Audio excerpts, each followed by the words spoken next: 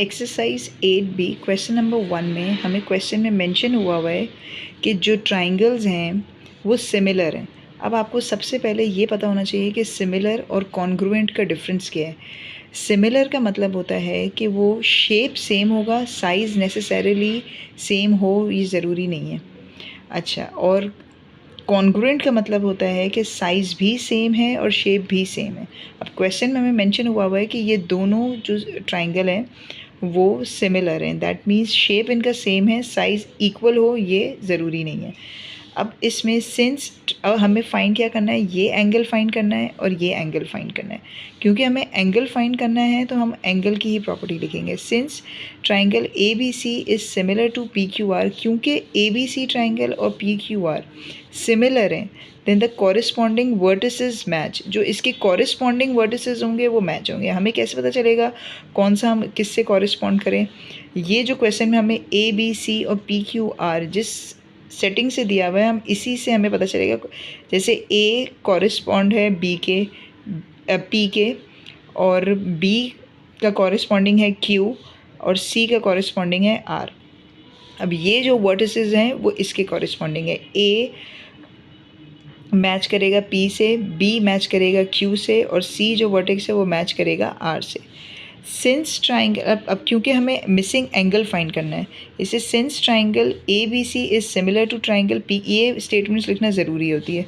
Since triangle A B C is similar to triangle P Q R, then the corresponding angles are equal. Angles equal होंगे, similar triangles के angles equal होंगे, जो size है वो ज़रूरी नहीं है कि इक्वल हो।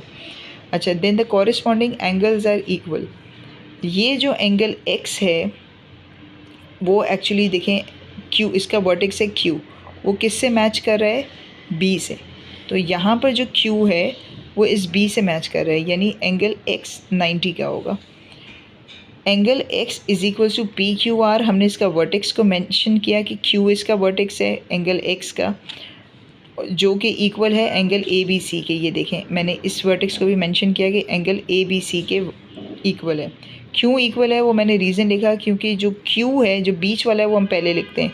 क्यू बी के बराबर है, आर सी के बराबर है, और पी ए के बराबर है, इसलिए ये 90 डिग्री का है, इसलिए x 90 डिग्री का होगा। मैं फिर एक्सप्लेन कर रही हूँ, जो x हमें फाइंड करना है उसका हमने पहले वर्टेक्स मेंशन किया, पी क्यू आर है, और ये किससे कॉरिस्पॉन्डिंग है? जो b है वर्टेक्स उसके कॉरिस्पॉन्डिंग है, इसलिए मैंने एंगल ए बी सी लिखा। और फिर मैंने ये रीज़न दिया है कि क्यू बी के बराबर है, आर सी के बराबर है, और पी ए के बराबर है, इसलिए ये 90 डिग्री का है। एंगल y फाइंड करने के लिए सेम वही प्रोसीजर होगा जो इसका वर्टेक्स, क्योंकि एंगल y इस एंगल में है।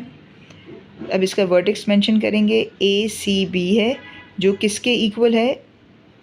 इससे में मुझे पता चल रहा है c इक्वल है r के, इससे मैं ये वर्टेक्स भी फाइंड मेंशन करूँगी पी आर क्यू। ये देखें y is equals to A C B, ये इसका वर्टेक्स है y का, और जो किसके कॉरिस्पॉन्डिंग है? r वर्टेक्स के, इसलिए पी आर क्यू लिखा। रीज़न ये है क्योंकि बीच वाला पहले मेंशन करते हैं वर्टेक्स, c r के बराबर है, b q के बराबर है, a p के बराबर है, इसलिए ये 35 डिग्री है। y is equals to 35 degree. अब एंगल z फाइंड करना है, ये एंगल z है। जब हमें ये पता चल गया 90 का है, ये 35 का है, तो z हम angle of sum of the angles of triangle are equals to 180 degree, इससे हमें z पता चल जाएगा। z इज़ इक्वल्स टू 180, जो सम होता है sum of interior angles of triangle is 180। 180 में से मैंने x और 35 को माइनस किया, x की वैल्यू पुट की, यह आपका आंसर आ गया। आपने इन तीनों को यहाँ मेंशन कर दिया। Since angle A B C is equals to P Q R, ये मैंने इक्वल ऑल्दो सिमिलर है, लेकिन मैंने इक्वल क्यों लिखा है? क्योंकि इसके जो बी जो वर्टेक्स है ना, उस पर जो एंगल है, ये देखें ये एंगल की बात हो रही है, ये ट्राइंगल की बात नहीं हो रही है, इसलिए मैंने इसको इक्वल बोला है। ये जो एंगल है ए बी सी और पी क्यू आर, ये 118, और ये जो एंगल है वो इक्वल है, ये जो ट्राइंगल है वो सिमिलर है। अब क्योंकि इनके वर्टिस मैच हो रहे थे इसलिए ये दोनों इक्वल है, ये मैंने रीज़न लिखा है कि ये इनके वर्टिसेस मैच हो रहे हैं, इसलिए ये दोनों इक्वल हैं, और इक्वल है इसलिए ए बी सी 118 का। अब इसका बी पार्ट है, ये दोनों एंगल्स भी सिमिलर है क्योंकि क्वेश्चन में मेंशन है since triangle A B C is similar to P Q R then the corresponding vertices match. Vertices आप यहाँ से मैच करते हो जो आपको क्वेश्चन में दिया हुआ है, ए पी के बराबर होगा बी क्यू के और सी आर के, ये आपने वर्टिसेस मैच कर लिए। Since triangle A B C is similar to P Q R then the corresponding angles are equal. अब जो x है उसका वर्टेक्स है r, तो आपने पी आर क्यू लिखा और वो किसके कॉरिस्पॉन्डिंग है, c के। r देखें मैंने यहाँ से देखा c के कॉरिस्पॉन्डिंग है इसलिए ए सी बी लिखा।